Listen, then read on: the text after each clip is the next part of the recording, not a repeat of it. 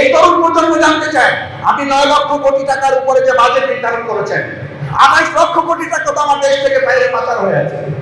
সংসদে তো আমরা জানতে চেয়েছিলাম এই পাচার রোধে কি ব্যবস্থা নিয়েছেন।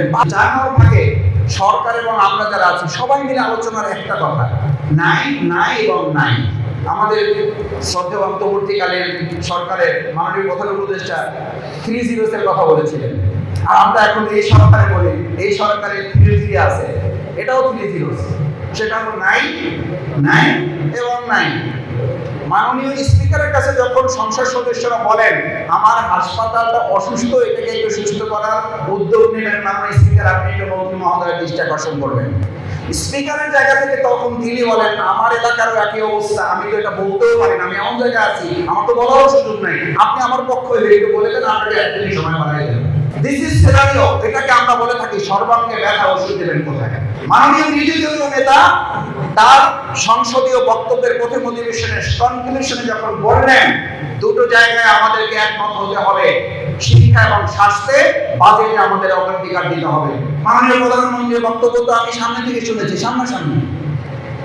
আমি ছোট মানুষ, সৌভাগ্য যে একেবারে বলা যায় ফেস টু ফেস বসার সুযোগ আর কি, যদি এক পেজ পড়ে, কিন্তু ফেস টু ফেস বসার সুযোগ এবং কথা বলার স্কোপ আছে, মানে কথা শোনার একদম আই কন্টাক্টে কথা শোনার সুযোগ আছে।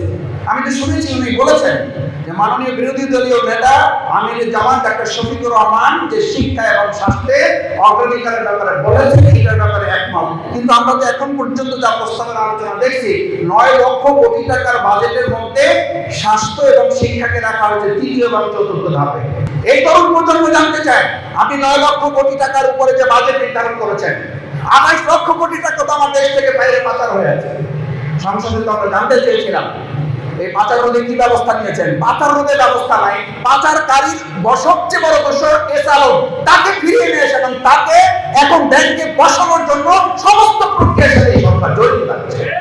আমাদেরকে এখন আমাদের সন্তানদেরকে, যেখানে আমি আমার উপজেলার কথা বলি, যেখানে আমার প্রায় কয়েক শত শিক্ষকের অভাব প্রাইমারি হাই স্কুল কলেজগুলোতে, সেখানে আমার সন্তানদেরকে শিক্ষক না দিয়ে, শিক্ষার মান না দিয়ে তাদেরকে আপনি ব্যাগ দিচ্ছেন। এই ব্যাগ, জুতা এবং তাদের ফিডিং যে মিল দেওয়া হচ্ছে, মূলত এটার মধ্যে দলীয় কর্মীদের কোথাও কোথাও পুনর্বাসন করা ছাড়া ব্যক্তিগতভাবে আমি মনে করি এটার কোনো মূল্যায়ন।